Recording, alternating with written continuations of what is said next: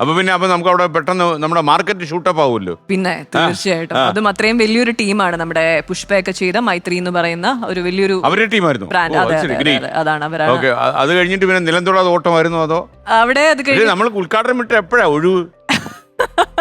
Sir movies എന്ന് പറഞ്ഞാൽ അതിന്റെ പ്രയോറിറ്റി വേറെ ഒന്നിനും ഇല്ല.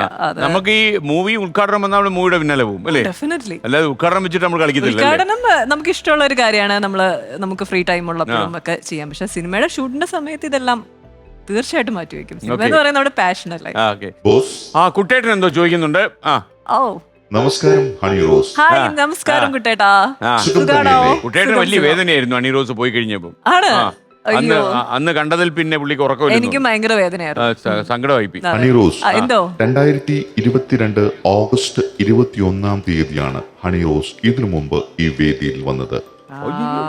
അതായത് 725 ദിവസവും 17,409 മണിക്കൂറും 10,44,590 ഇത്രയും സമയം കഴിഞ്ഞു നമ്മൾ തമ്മിൽ വീണ്ടും കണ്ടുമുട്ടിയിട്ട്.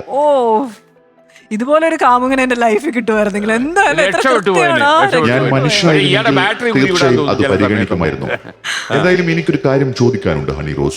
താങ്കളുടെ കുട്ടിക്കാലത്ത് താങ്കൾ വലിയ ധൈര്യശാലിയായിരുന്നു എന്ന് കുട്ടിട്ടൻ മനസ്സിലാക്കുന്നു. പാമ്പിന്റെ വാലിൽ പിടിച്ചെല്ലാം താങ്കൾ തറക്കുമായിരുന്നു അല്ലേ? എനിക്ക് അടുത്ത ട്രോള് മേടിച്ചു തരാനുള്ള പരിപാടിയാണ്. അതെ. അത് ചെറിയ പ്രായത്തിലാണ്. ചെറിയ പ്രായത്തിൽ എന്ന് വെച്ചാൽ 2, 2.5, 3 വയസ്സൊക്കെ ഉള്ള സമയത്ത്. അത് എനിക്ക് വലിയ മെമ്മറി ഇല്ല അതിനെപ്പറ്റി. അച്ഛനും അമ്മയൊക്കെ പറഞ്ഞിട്ടുള്ള ഓർമ്മയാണ് എനിക്ക്. അതെ.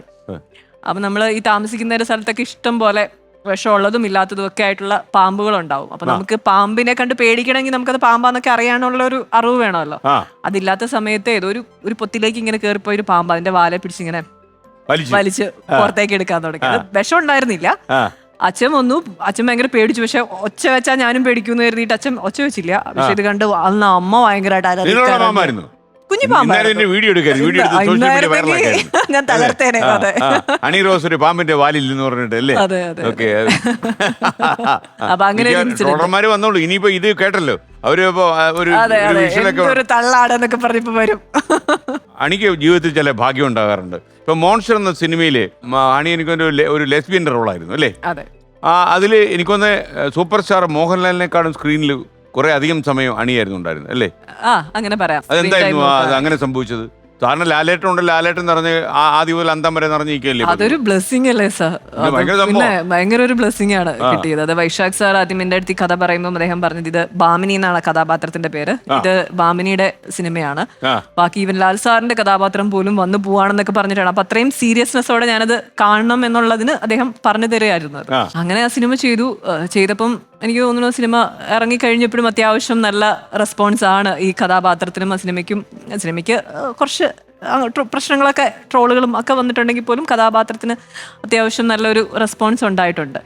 ഇതിലും എനിക്ക് തോന്നുന്നു കേരളത്തിൽ നിന്നും കിട്ടിയതിലും ഭയങ്കര ഒരു ഭീകര സ്വീകരണമായിരുന്നു തെലുങ്കിൽ നിന്ന് കിട്ടിയത്.